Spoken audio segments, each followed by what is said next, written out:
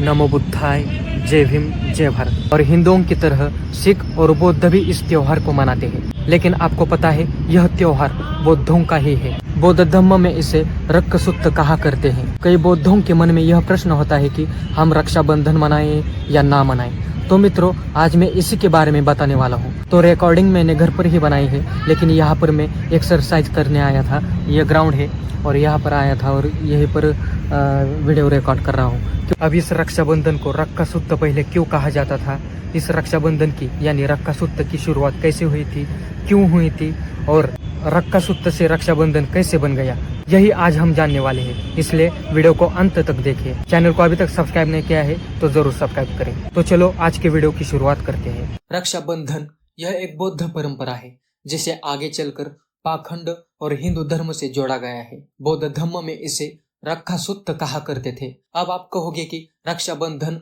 और रक्षासूक्त में कितना अंतर है।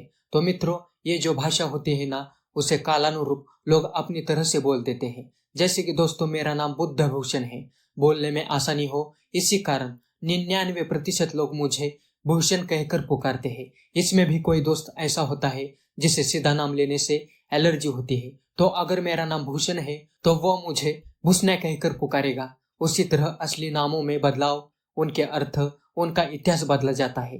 अब ये रक्षाबंधन है, उसे पहले रक्षासूक्त कहा जाता था।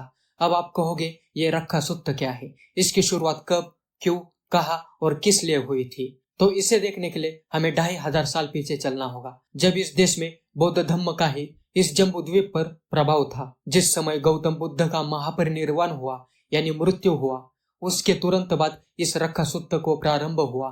तो वो कैसे? गौतम बुद्ध के महापरिनिर्वाण के बाद बुद्ध संघ में कोई नेतृत्व नहीं था, कोई मार्ग दिखाने वाला नहीं था, और गौतम बुद्ध ने कुल 82,000 सूत्र यानी जो गौतम बुद्ध ने बात कही या फिर शिक्षा दी, मार्ग बताए, उन्हें सूत्र कहा जाता है। तो उन्हीं सूत्रों को बांधना या फिर एकत्रित करना उन्हें बुद्ध सूत्र कहा जाता है। गौतम बुद्ध के 82,000 सूत्र और उनके बाद जो अरहंत पद तक पहुंचे भिक्षुओं के 2,000 सूत्र थे, हो गए 84,000 सूत्र। इन्हीं को बांधना था। क्यों? क्योंकि गौतम बुद्ध के बाद कोई भी अपनी मनमानी ना करे। बौद्ध धर्म का जो असली मार्ग है उसी रास्ते से सब चले। उस दौरान यानी गौतम बुद्ध के महापरिनिर्वाण के कुछ दिन पहले ही सुबुद्ध नाम के एक भिक्षु थे जो बुद्ध के मृत्यु के कुछ पहले ही संघ में शामिल हुए थे। ना उन्हें कोई अनुभव था और ना ही बाकियों के जितना उन्हें ज्ञान था। तो वो उछल कूद करने लगा। उसे लगा अब मैं बुद्ध के बाद इस संघ को चलाऊंगा, अपनी मनमानी करूंगा। इसी को रोकने के लिए महाकश्यप नाम के बुद्ध के सबसे करीबी और विद्वान बौद्ध भिक्षु थे। उन्हें चिंता पड़ी रही कि बुद्ध के इन नियमों को, सूत्रों को नहीं बांधा गया तो आगे क्या होगा। तो उन्होंने सोचा कि इन बुद्ध के विचारों को, उपदेशों को एक सूत्र में बांधना होगा, सूत्र को बांधकर रक्षा करनी होगी। और तभी से शुरू हुआ है रक्षा सूत्र यानी सूत्र की रक्षा करना, और इसी को बड़े त्योहार के तौर पर मनाना होगा। तो गौतम बुद्ध का महापरिनिर्वाण वैशाख पूर्णिमा के दिन हुआ था। उसके 3 पूर्णिमाओं के बाद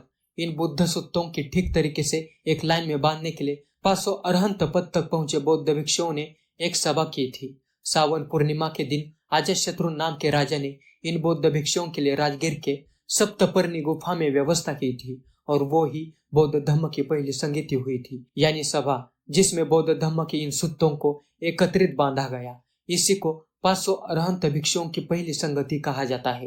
इन नियमों को बांधने के लिए 7 महीने लगे। सावन की पूर्णिमा में यह संगति शुरू हुई थी और फाल्गुन की पूर्णिमा में यह काम पूरा हुआ था। और तब से हर साल सावन के पूर्णिमा के दिन रक्षा पूर्णिमा या रक्षा सूत्र मनाई जाने लगा। रक्षा यानी रक्षा और सूत्र यानी बांधना। तब सब बौद्ध बनते बौद्ध अनुयायी हर साल ये रक्षा सूत्र बांधने लगे। इसका अर्थ था हम बुद्ध के विचारों की रक्षा करेंगे, बुद्ध के शिक्षाओं का पालन करेंगे, प्रज्ञा, शील और करुणा का अनुसरण करेंगे, पालन करेंगे। तभी से यह धागा बांधा जाने लगा।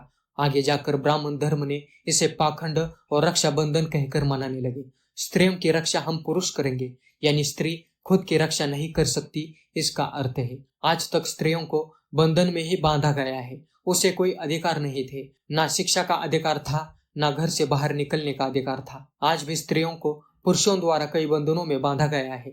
इन्हीं बंधनों को तोड़ने का काम बुद्ध ने किया था, महापुरुषों ने किया था, और यही मकसद इस चैनल के द्वारा मेरा भी है।